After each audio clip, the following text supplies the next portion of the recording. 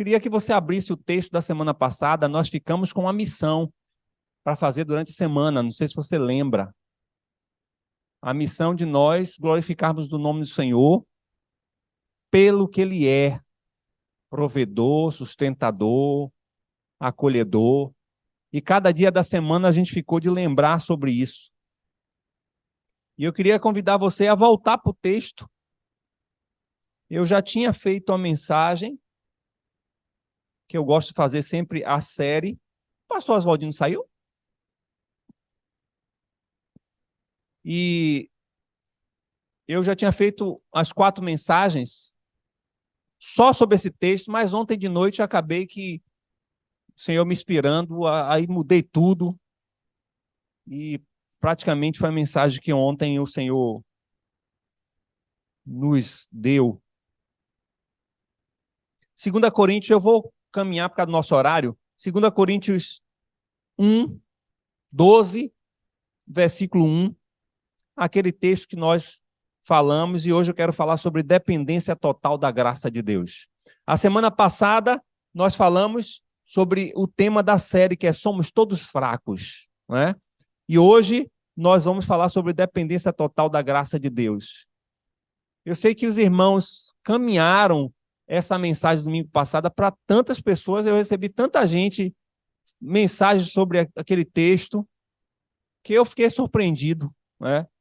Mas que outras pessoas ouviram, e pode fazer isso mesmo, né? Val tem esse trabalho de fazer edição e colocar, você pode mandar para quantas pessoas forem necessárias. Normalmente ele tem um cuidado de tirar aquilo que é direcionado à igreja, porque tem coisa que a gente fala para a igreja, ele consegue dar esse corte e deixar a mensagem pura, né?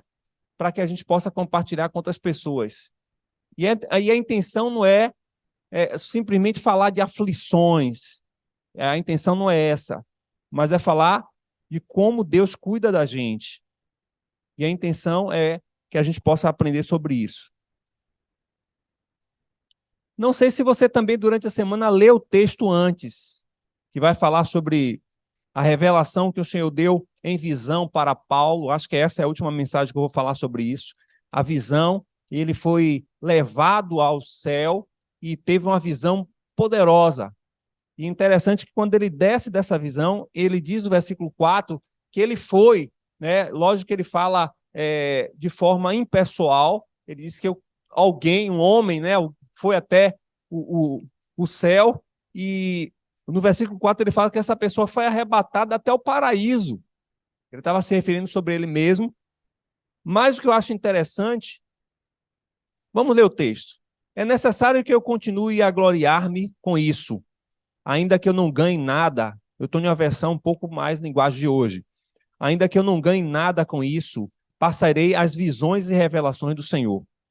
Conheço um homem em Cristo que há 14 anos foi arrebatado ao terceiro céu. Se foi no corpo ou fora do corpo, eu não sei. Deus sabe. E sei que esse homem, se no corpo ou fora do corpo, não sei, mas Deus sabe, foi arrebatado ao paraíso e ouviu coisas indizíveis, coisas que o homem não é permitido falar. Nesse homem me gloriarei, mas não em mim mesmo, a não ser em minhas fraquezas. Mesmo que eu preferisse gloriar-me, não seria insensato, porque estaria falando a verdade. Evito fazer isso para que ninguém pense a meu respeito mais do que em mim ver ou de mim ouvir, para impedir que eu me exaltasse por causa da grandeza dessas revelações. Foi-me dado um espinho na carne, um mensageiro de Satanás para me atormentar. 3 vezes roguei ao Senhor que eu tirasse de mim, mas ele me disse: minha graça é suficiente a você, pois o meu poder se aperfeiçoa na fraqueza. Portanto, eu me gloriarei ainda mais alegremente em minhas fraquezas, para que o poder de Cristo repouse em mim. Por isso, por amor de Cristo, regozijo-me nas fraquezas, nos insultos, nas necessidades, nas perseguições, nas angústias, pois quando eu sou fraco, é que sou forte. Obrigado, Senhor, por essa palavra, pelo poder do Teu Espírito. Faz com que essa palavra que é vida e verdade penetre em nossos corações. Queremos ser edificados pela tua palavra. Em nome de Jesus. Amém. Irmãos, uma das partes mais difíceis, e nós falamos desde a semana passada, no discipulado, é entendermos e compreendermos que, por sermos discípulos do Senhor Jesus, nós não estamos imunes às provações, às tribulações, às dificuldades, e nós não podemos, de maneira nenhuma, questionar também, quando elas vierem sobre nós, o porquê, para quê, né? Ou até mesmo estar questionando o Senhor quanto a essas dificuldades. Todos nós passamos por provações e tribulações. Alguns em uma área, outros em outras, mas faz parte dessa caminhada, dessa jornada, nós estarmos passando por essas aflições. E o próprio apóstolo Paulo, ele escrevendo em Romanos capítulo 8, versículo 28, ele vai dizer que todas essas coisas cooperam para o bem daqueles que amam o Senhor. E todas essas coisas, nos versículos anteriores, ele está falando de perseguição, de fome, de nudez, de luta. Parece que Paulo consegue compreender que há uma agenda de Deus, há um propósito de Deus, há um desejo de Deus em potencializar essas aflições para o louvor da sua glória. E Paulo consegue compreender isso muito bem. E acho que nós precisamos ver também essas situações e essas circunstâncias como agenda de Deus. Se todas as coisas cooperam para o bem daqueles que amam o Senhor, certamente essas situações são parte desse processo. E eu creio que a nossa experiência, pouco a pouco, de cada um de nós, naquelas aflições que estamos passando, é sempre uma oportunidade de termos uma experiência com Deus e ver nessa experiência Deus operando, porque em meio a toda dificuldade, como eu volto a falar, há propósito de Deus. E o propósito de Deus está relacionado conosco. O propósito de Deus tem a ver conosco. Alguém já disse que a agenda de Deus existe o centro que é a igreja. A igreja é a agenda de Deus, o propósito de Deus, a conexão com Deus está na agenda dele com a sua igreja. E eu, de forma muito prática, eu tenho tentado e buscado diante do Senhor pensar em mensagens que têm um fundo teológico muito grande, mas pensar nessas mensagens de forma prática. E aí eu queria olhar com vocês para essas provações e essas tribulações com um propósito espiritual. E aí eu queria que você caminhasse comigo olhando para o texto e vendo nessa dependência do Senhor, nessa rendição que nós temos ao Senhor, o que nós podemos fazer para crescer, para ser edificados. Primeira coisa que eu queria chamar a atenção está no versículo 7. Nós devemos aprender com as aflições que fazem parte da jornada. Não tem ninguém que esteja isento a uma aflição. E não podemos nem devemos esquecer que o próprio Senhor Jesus já havia nos alertado sobre as aflições que teríamos nesta vida. E Paulo vai falar no versículo 7 de um espinho na carne. A intenção não é qual era o espinho. Há várias teorias que vai falar que era um problema físico, que vai falar que é um problema espiritual, que vai falar que era um problema até mesmo espiritual, mas o que nós sabemos é que esse espinho na carne, essa aflição, estava na jornada de Paulo. E o interessante que a gente pode levar em consideração é que ele, ao relatar essa mensagem, ele falar dessa aflição que ele estava passando, anteriormente ele diz que ele também foi levado a um nível espiritual de ver a revelação de Deus no paraíso. Ou seja, alguém que está tendo há 14 anos uma experiência dessa com Deus, é a mesma pessoa também que passa por aflições. E como eu já falei na mensagem passada, Paulo, um dos maiores apóstolos, ele nos ensina a ver que as aflições têm a ver com o projeto de Deus em tudo isso. Por que podemos achar que estamos isentos? Quem faz parte da jornada cristã, alguns até dizem que os primeiros passos da vida cristã parecem que são os piores. Tem pessoas até que questionam, até para ser apurada a fé, ao dizer que não era assim antes. Tem gente que diz, agora que eu vim para Jesus, está pior do que como era antes. Mas é justamente para a gente saber o que nós queremos. E as coisas se apertam, como uma prova de fogo. Mas se você passa por essa prova de fogo, pode ter certeza que você sai muito mais experimentado e convicto de que, de fato, de verdade, você quer viver a jornada cristã.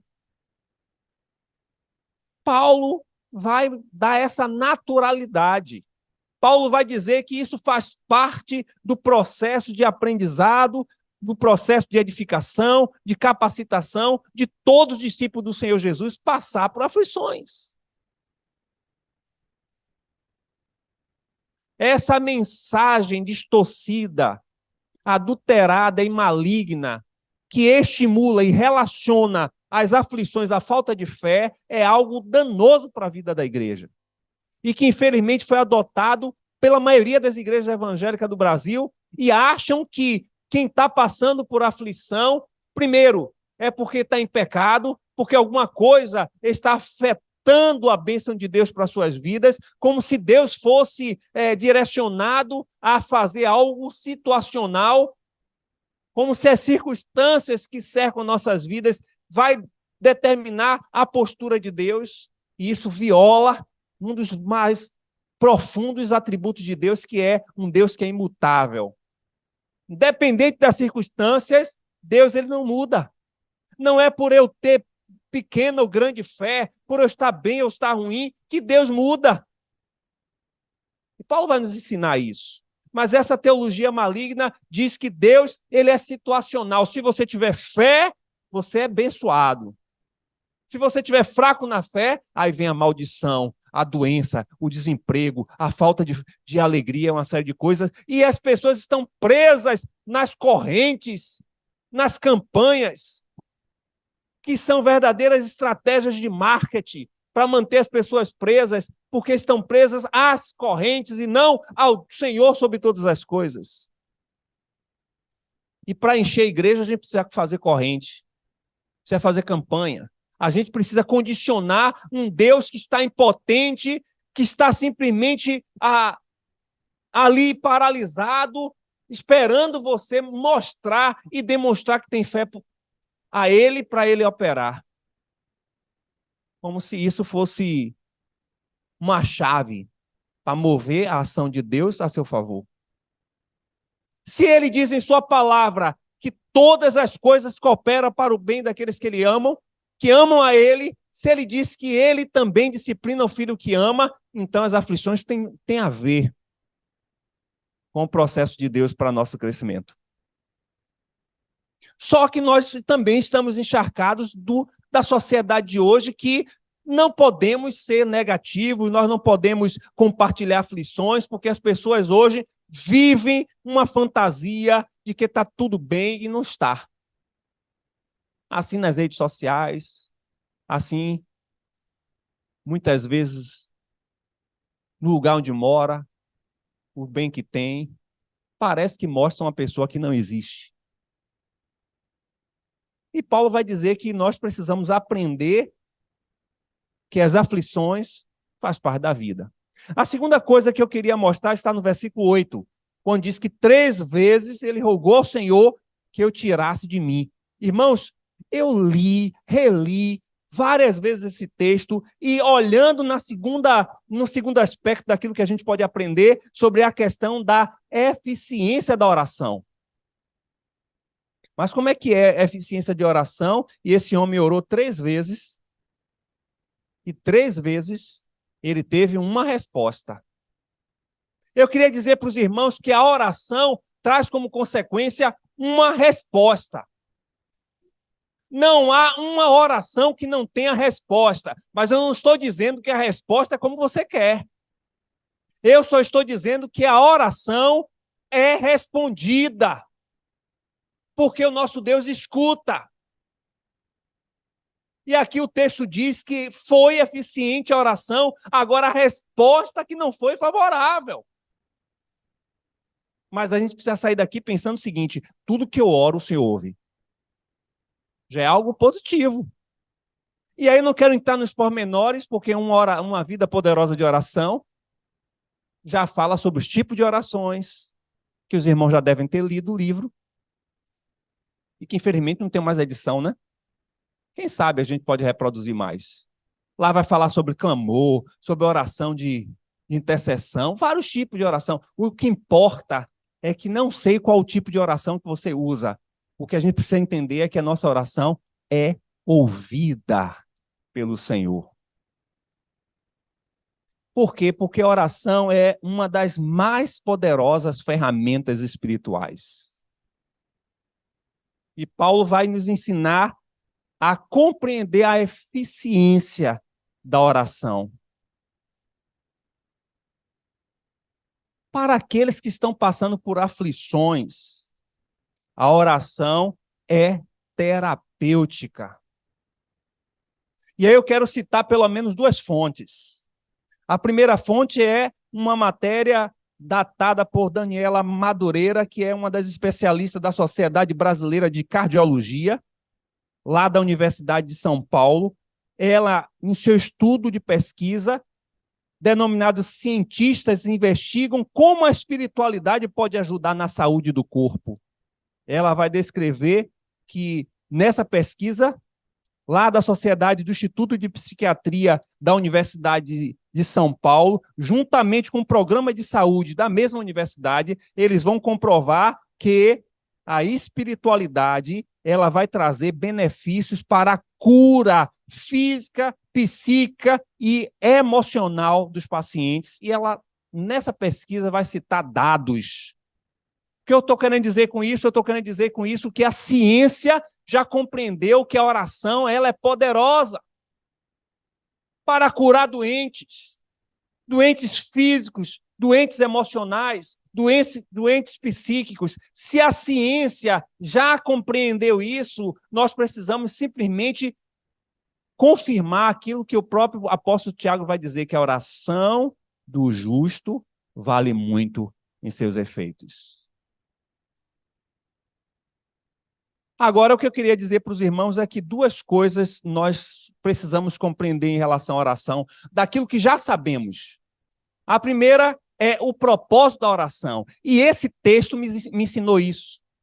Engraçado que eu escrevi aquele livro falando sobre a oração, mas nunca tinha percebido isso. Percebido que qual é o propósito da oração. Eu achava e escrevi no livro que o propósito da oração é o Senhor responder às nossas vidas. É responder àqueles que estão orando. Mas o propósito da oração, segundo essa interpretação e essa experiência de Paulo, é que as pessoas compreendam qual é a vontade de Deus. Quando nós oramos, não é para Deus responder o que estamos pedindo, não é para que nossas orações sejam respondidas, mas quando oramos, nós estamos dizendo: Senhor, venha o teu reino. Senhor, faça a tua vontade. Porque foi assim que Jesus orou. E ele vai nos ensinar dizendo todas as vezes que você quiser falar com o Pai, diga: Pai, seja feita a tua vontade. Então, quando nós estamos orando, nós não queremos resposta para o pedido de oração, mas quando oramos, nós estamos pedindo a resposta de Deus que seja segundo a sua vontade. Esse é o segundo propósito. Ou diríamos, o resultado da oração não é responder às nossas necessidades. O resultado da oração é fazer a vontade de Deus. E para isso, muitas vezes a resposta é não. Por quê? Porque em toda a minha vida eu fiquei preocupado com o resultado da oração.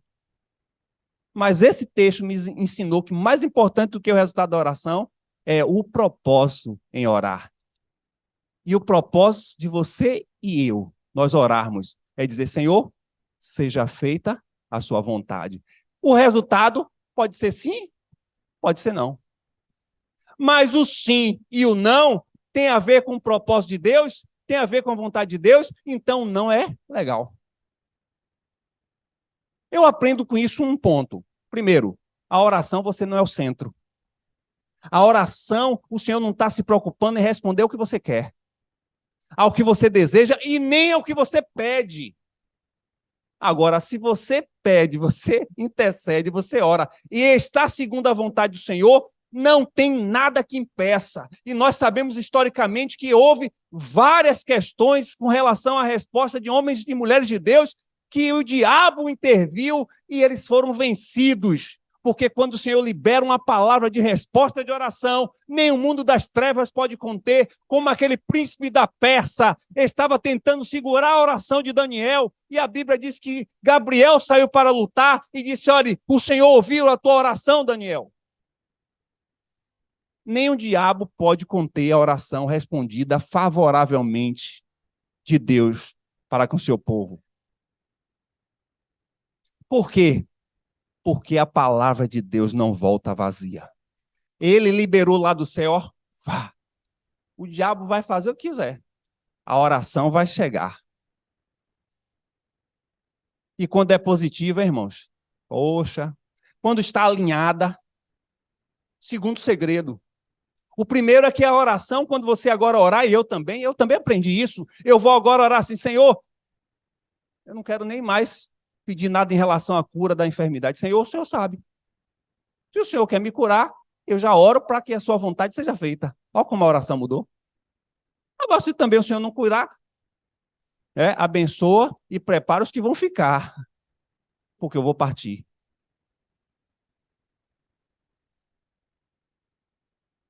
É duro, é difícil, mas a realidade é que nós devemos orar, porque nosso Jesus, ele nos ensinou a orar assim. Quando você orar, diga, seja feita a tua vontade. Lógico que a conexão dele era profunda, ele acrescenta o adjetivo, né? Assim na terra, como no céu. Como nós estamos na terra, não estamos literalmente no céu, a gente, Senhor, seja feita a tua vontade, enquanto eu estiver vivendo aqui. Esse é o primeiro segredo. O segundo segredo, ainda olhando para essa realidade quanto à resposta do Senhor, é que você, quanto mais tiver intimidade com o Senhor, pode ter certeza que a probabilidade da sua oração estar alinhada com o Senhor vai ser altíssima. O que é que eu aprendo com isso? Se você não tem uma vida com Deus, se você não tem intimidade com Deus, você tem uma grande proporção que da sua resposta já ser não. Mas quanto mais você tem intimidade, e principalmente o terceiro segredo que está vindo agora aqui, como diz o evangelista João, de fax, né? Está vindo de fax. É que se você orar a palavra, é a resposta certa. Orar a palavra. Orar o que a palavra diz, principalmente as promessas. E os irmãos sabem que tem promessa para cada dia. Então, se você ora a palavra, você vai dizer, Senhor, o Senhor disse isso. Já é a sua vontade. Então, só realize. Só vamos esperar agora o tempo. Se vai ser imediato, se vai ser amanhã, vai ser 10 anos. E esse negócio de tempo de oração é um negócio complicado. Porque a gente entra em uma dicotomia muito grande. A gente precisa orar bastante tempo, como um perseverante, mas muitas vezes também a gente gasta muito tempo orando como perseverante, orando mal. E só para colocar um exemplo em relação a isso, meu avô orou 50 anos para vender uma fazenda. Eu perguntei a ele, meu avô, 50 anos o senhor não respondeu? Será que a resposta do Senhor já não foi dada? Ele disse, não, é para eu permanecer perseverando. Quando ele conseguiu vender a fazenda, no outro mês deu petróleo e gás natural. Ou seja, perdemos uma indenização na Petrobras para a família toda. Mas porque ele insistiu na oração. Às vezes a gente precisa insistir. Porque não foi chegado o tempo de Deus responder. Mas muitas vezes a nossa insistência também já é errado. E como é que a gente vai resolver isso? A palavra. A palavra do Senhor é a garantia, é a chave de a gente ter uma resposta de oração. Se você for observar os versículos anteriores, quando o texto diz que Paulo orou 3 vezes, parece que o texto já deixa claro para a gente que Paulo já sabia qual era a vontade de Deus. Mas por que então ele deixa registrado que ele orou 3 vezes? É para nos ensinar a ter perseverança. É para nos ensinar que ele também, como apóstolo, e que recebe revelação do Senhor Jesus, também tem limitações, também tem aflições. Mas se a gente for observar, ele vai dizer assim, olha, eu tive essa revelação e tal, sou legítimo, primeiro versículo vai dizer isso, sou legítimo em ter reconhecimento sobre isso, sou um apóstolo conhecido das pessoas, o Espírito Santo me levou a ver essa visão espiritual, mas olha, eu não sou maluco. Ele vai dizer, eu não sou insensato de me gloriar com essas coisas. E logo em consequência ele vai dizer, foi por isso, inclusive, que foi dado um espinho na carne. Qual é a conexão que a gente vê nisso tudo? Paulo, para ele não se engrandecer, e já poderia ter uma natural tendência do povo de Coríntio a querer engrandecer ele já sabia que a resposta do Senhor para ele era, não vou tirar esse espinho. E os versículos posteriores vai dizer por quê.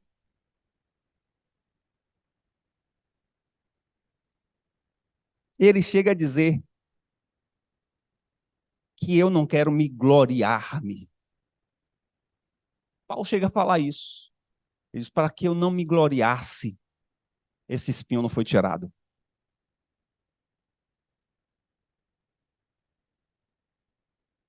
O propósito da oração é mais importante do que a resposta de oração. O propósito da oração vai nos dar paz para compreender a resposta de oração. E volto a frisar, o centro da oração não é você. Por mais que você esteja pedindo, o centro da oração é saber a vontade de Deus. O terceiro ponto é que nós já falamos, e eu não vou explorar muito isso, nós falamos a semana passada que também devemos aprender nas aflições, e essas aflições apontam para dois polos. Essas aflições apontam para a nossa insuficiência, e essas aflições apontam para a potencialidade de Deus. E Paulo vai dizer isso, porque eu me gloriarei ainda mais alegremente nas minhas fraquezas, para que, uma coisa relacionada à outra, a minha aflição é para que o poder de Deus em Cristo Jesus repouse sobre mim. O que Paulo está ensinando para a gente é que a nossa insuficiência para resolver as nossas aflições, as nossas lutas, potencializa a mão de Deus para resolvê-las. Interessante isso, né? Será que, como eu já disse, é Deus sendo masoquista, querendo que a gente chegue o mais profundo da dor para que ele venha com socorro? Não.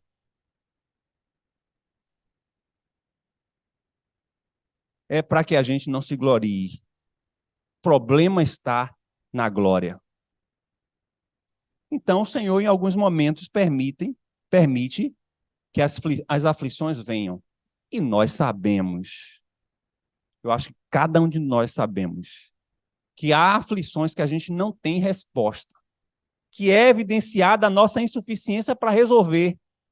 E nessas horas, irmãos, parece que a gente para o tempo para buscar o Senhor. Nessas horas, tudo que é mais importante para a gente é a gente buscar o Senhor. Porque quando nós nos sentimos nessa fraqueza, nessa debilidade, é que a gente consegue buscar mais o Senhor, é uma tendência humana. Porque enquanto a gente pode resolver, a gente é capaz e suficientemente capacitado para tentar resolver, mas aquelas aflições que fogem do nosso controle, a gente só tem uma busca. E normalmente é a oração. Inclusive a ciência diz isso. Não apenas prova que a oração resolve problema, como a ciência também pede para que você ore para resolver problema. Ou você nunca teve o testemunho de alguém que o médico disse, olha, isso aí não tem resolução, busque seu Deus. A ciência esgota para dar à margem à espiritualidade. E aí vem alguns pontos para falar dessa polaridade entre nossa insuficiência e a potência de Deus. Vem duas coisas importantes. Vem a graça e vem o poder. Um ajuda na fraqueza, o outro potencializa a força. Irmãos, quando nós estamos completamente transtornados, aflitos, não sei se você já teve essa oportunidade de experiência, mas você pode ter, porque é para todos. A graça do Senhor vem com abundância tão grande. E ela vem recheada de um pacote de coisas. O primeiro presente que vem na graça do Senhor é a paz. Você está no caos, na aflição, e vem a paz. É a sua graça abundante tomando. E como nós sabemos que graça vem dele, é presente dele, vem um pacote recheado. Vem a paz, vem o equilíbrio emocional, vem a certeza de que nós vamos passar por aquela aflição, vem esperança. Vem esperança de que nós não vamos ficar nessa situação, que vai passar, como uma onda. Porque até então a gente acha que não vai acabar. Mas a graça, quando nos toma, diz logo, olha, tem um fim para isso. Vai vir coisa boa, não é? E há sempre esse jargão que o pessoal vê, né? Depois de uma grande luta vem uma bênção. Porque a bênção é se livrar da luta. É a primeira bênção. Ah, meu Deus, já passou. Não é? Essa aflição já passou. Nós estamos vivendo isso. Acabar esse ciclo de cirurgias. Eu ainda estou passando pela fase ainda da luta. Mas a graça do Senhor vem dizendo, vai passar. Vai passar, vai acabar. Por quê? Porque a sua graça, ela vem potencializada pelo seu poder. E poder aqui, me refiro não apenas à suficiência de Deus, mas o poder resoluto.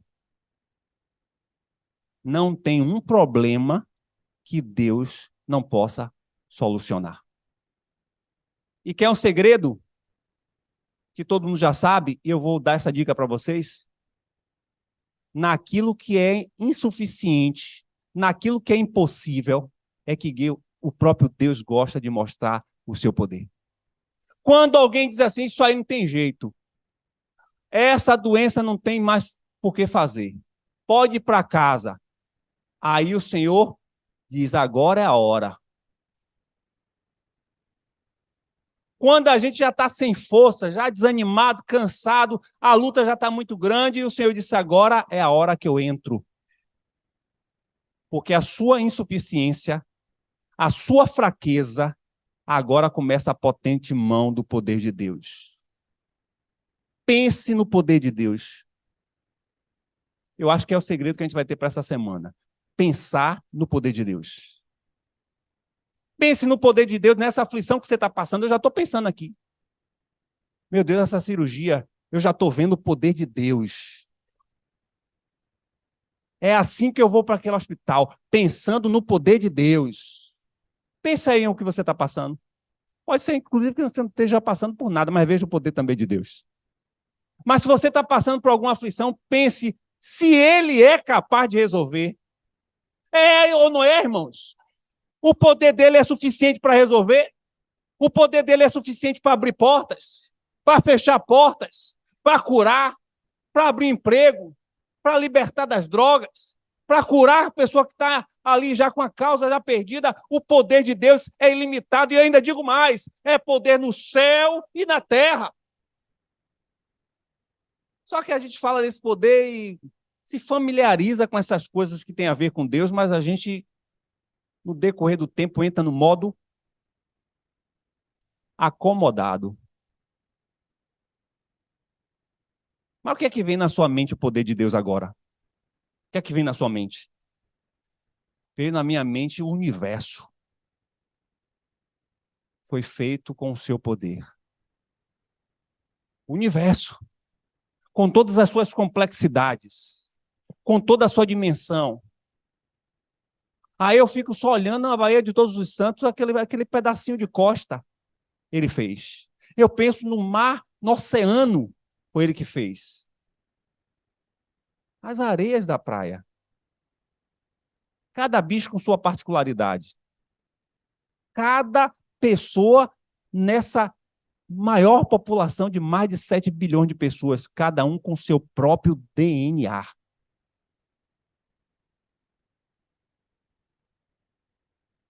Isso e muito mais. Paulo vai dizer, é indizível. É algo que eu não posso descrever, eu não posso falar o que eu vi, nenhum ser humano pode descrever. Pense no poder de Deus e nós não temos capacidade de compreender. Então, aprendemos que no meio das aflições, a minha insuficiência potencializa o poder de Deus, que vem com graça e poder. E por fim, o versículo 9 vai dizer, portanto, eu me gloriarei ainda mais, alegremente em minhas fraquezas, para que o poder de Cristo repouse em mim.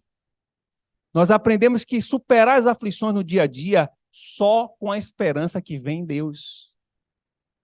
Só a esperança. E a esperança que vem com a palavra repousar. Vem dele. Da mesma forma que a palavra aflição tem a ideia de pressão, de prensa, a palavra repousar vem com cuidado, toque, carinho de Deus. Nós aprendemos que para superar as aflições nós precisamos deixar Deus nos tocar, nos levar para esse lugar de repouso, essa alma agitada, esse medo, essas angústias de alma que a gente vive, tem a ver com aflição, essa pressão que vivemos. Se permanecermos nesse lugar, nós estamos anulando o lugar de repouso que o Senhor quer nos levar. Paulo vai dizer que essa espinho na carne é aflição, mas eu me alegro porque há um lugar de repouso que Deus quer me levar, de toque, de carinho.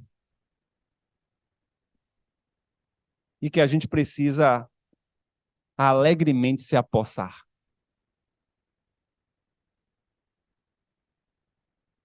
Para a gente vencer as aflições dessa vida, a gente precisa ter consciência que o Senhor Jesus é a última palavra. Para que a gente possa viver e vencer as aflições dessa vida, nós precisamos acreditar completamente no cuidado e no repouso de Deus.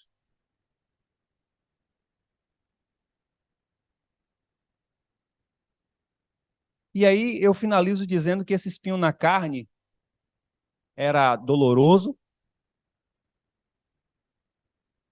agonizante, humilhante. O texto diz que vai esbofetear. É dessa parte da mão. Que vai trazer a ideia para a gente de humilhação mesmo. Levar a pessoa à humilhação. Esse espinho na carne era uma ação também maligna. Muitas das nossas aflições não têm nada a ver com Deus. Tem a ver com o opressor, o maligno, que fazia parte, encabeçando esse sofrimento, trazendo para o apóstolo Paulo. Mas também, esse espinho na carne mostrava a Deus agindo por trás de tudo. E, acima de tudo, ainda assim exaltando o Senhor.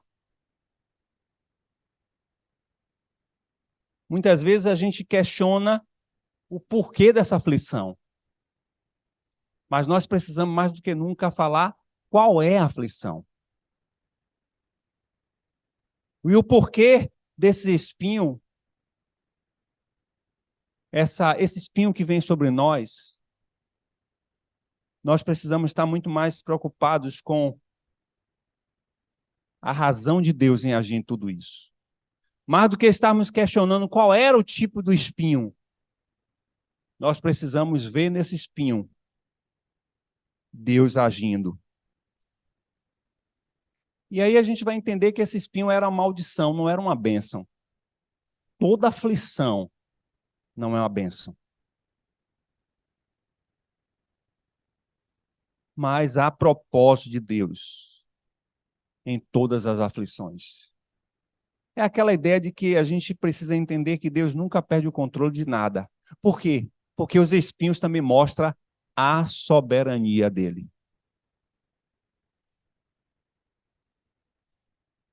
E o espinho na carne, essa aflição que a gente passa,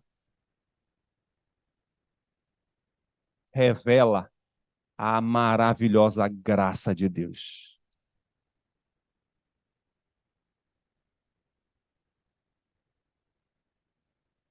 Portanto, a resposta de Deus para você e para mim e para Paulo, a intenção de Deus não é responder às nossas orações do jeito que a gente quer, mas é responder às nossas orações do seu jeito, da sua vontade.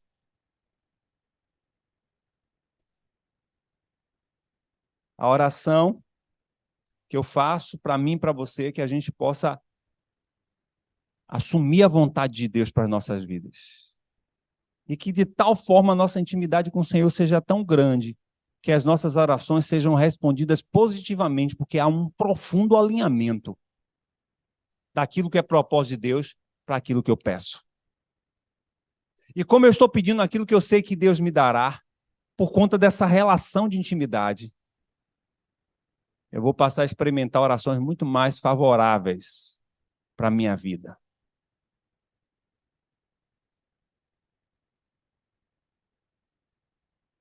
Muito obrigado, Senhor.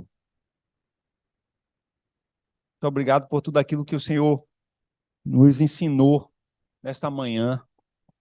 Tem nos ensinado sempre. Mais uma vez, a tua palavra nos ensina coisas preciosas. E aprendemos algumas coisas com o apóstolo Paulo. Nos ajuda a colocar em prática. Nos ajuda a compreender, Senhor, de forma muito limitada, mas compreender o teu poder agindo a nosso favor. Pai, me leva a orar ao Senhor, agora com uma perspectiva diferente. Que eu saia do centro da resposta da oração.